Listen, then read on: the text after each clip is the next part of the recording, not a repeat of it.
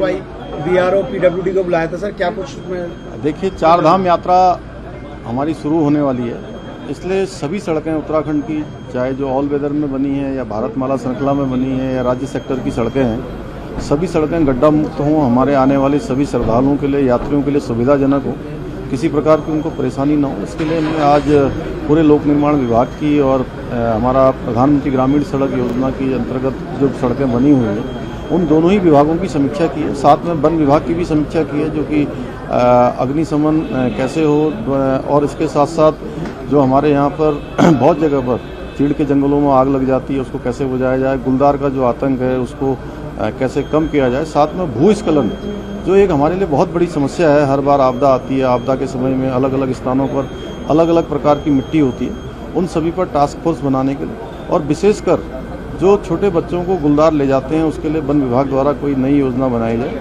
उसके संबंध में आज यहाँ पर हम लोगों ने विस्तार से चर्चा की है। और हमने कहा है कि निश्चित रूप से अगर इस पर जल्दी से जल्दी जो है उसकी कार्य योजना जो है वो लोग बना लें, और कहीं पर अगर कोई इस प्रकार के अधिकारी अगर जिम्मेदार पाए जाएंगे, जहां पर भी हिला हवाली होगी, तो उनको भी जिम्मेदार बनाया जाएगा। सर आप दिल्ली जा रहे हैं, दिल्ली का दौरा होने के बावजूद आप लोग जो है प्राइवेट में जो तमाम ऑफिसों को शिफ्ट किया जा रहा है, वजह क्या मानते हैं?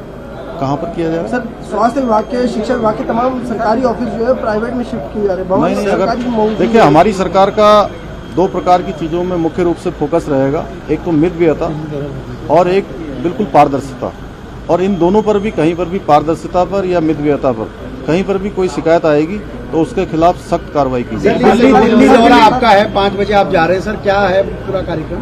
नहीं, मैं चूंकि चुनाव अभियान यहाँ पर चला और पूरे चुनाव में माननीय प्रधानमंत्री जी का और हमारे राष्ट्रीय नेतृत्व का बहुत बड़ा उनका यहाँ पर योगदान रहा है, लगातार उनके निर्देशन में चला है। माननीय प्रधानमंत्री जी के कामों को लेकर, उनके विजन को लेकर हम उत्तराखंड की जनता के बीच में गए। उत्तराखंड की जनता ने हमको 2/3 बहुमत दिया, पहली बार एक मिथक तोड़ा है।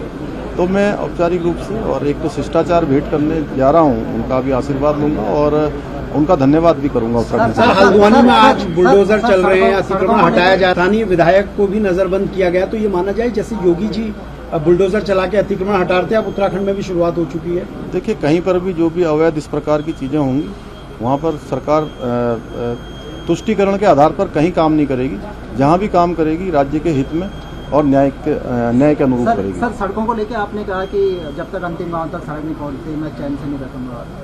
नहीं, हमारा देखिए मूल रूप से पहाड़ी प्रदेश है, पर्वतीय प्रदेश है, और यहाँ की जो मूलभूत आवश्यकताएं हैं, मूलभूत जरूरत है, और विकास को अगर हम ले जाना चाहते हैं, मूलभूत आवश्यकताओं की पूर्ति करना चाहते हैं, तो उसके लिए सड़क जरूरी है। इसलिए हमने कहा कि मैं भी चैन से नहीं बैठूंगा और हमारे अधिकारीगण भी, जब तक सड़क अंतिम व्यक्ति तक नहीं पहुंच जाएगी, अंतिम छोर तक नहीं पहुंच जाएगी, तब तक चैन से नहीं बैठेंगे।